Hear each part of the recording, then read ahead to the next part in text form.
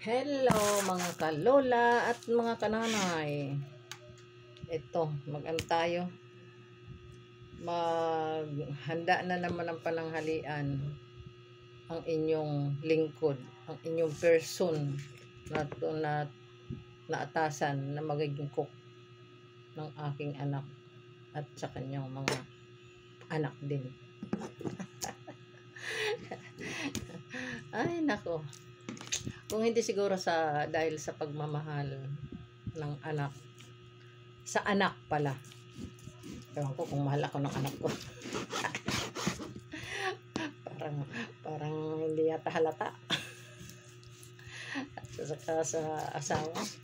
Kung hindi dahil sa pagmamahal siguro, hindi mo magagawa ito guys. Hiwa tayo ng magugulay tayo. Ang request ng aking pangalawang apo ay gulay na may sabaw. Ewan ko saan niya nakita yung baka yung yung tawag dito.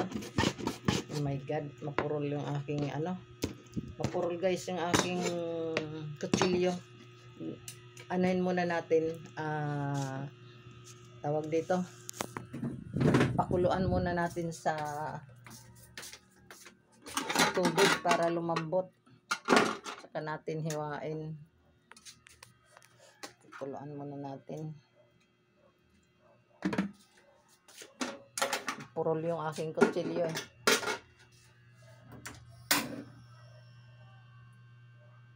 Tandahan lang apoy. At lagyan natin rin natin ng konting asin.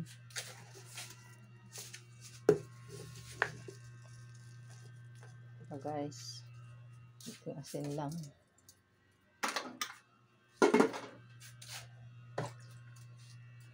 Hirap pala maging cook guys. Pagka ganito ang edad mo hindi na kaaya-aya. Wala ng power. Walang power talaga. Bukol.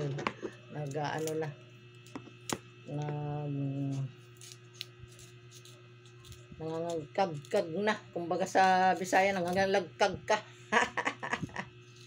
Nangagkagkag. Oh my gulay. Sigarilyas. Tayo sigarilyas muna.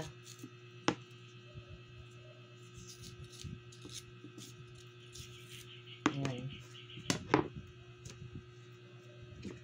Tsaka may talong. Mag-ano ako, yung ulam ko naman, hipon. May hipon ako, isisigang ko sa kalamansi. Thank you guys, panonood.